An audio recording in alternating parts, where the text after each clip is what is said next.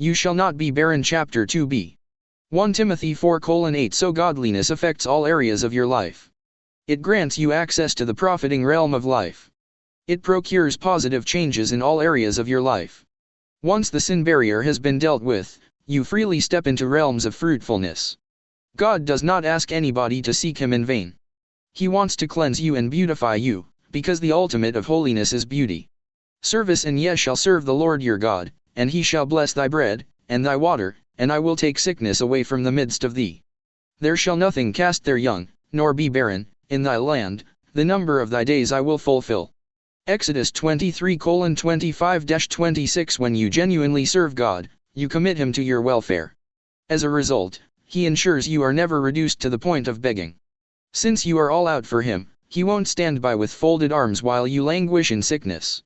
He will not let the devil plague you with barrenness or miscarriages.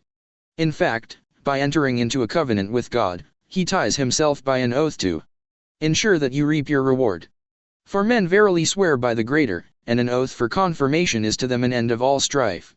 Wherein God, willing more abundantly to show unto the heirs of promise the immutability of His counsel, confirmed it by an oath, that by two immutable things, in which it was impossible for God to lie, we might have a strong consolation, who have fled for refuge to lay hold upon the hope set before us. Hebrews 6:16-18. We see two immutable forces at work in a covenant: God and His oath.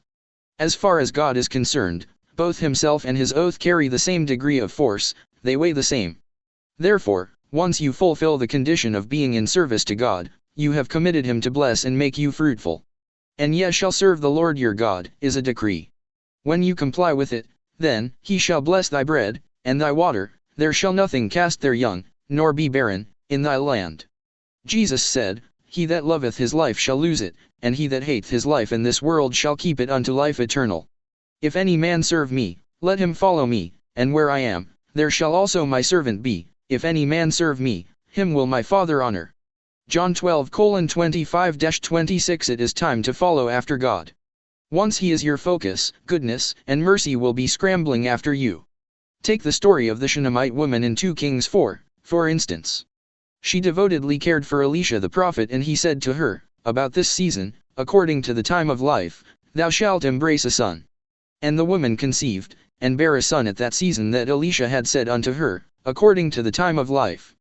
2 Kings 4:16-17. When you are in service, you are entitled to a reward, and Psalm 127:3 says, Lo, children are an heritage of the Lord, and the fruit of the womb is His reward.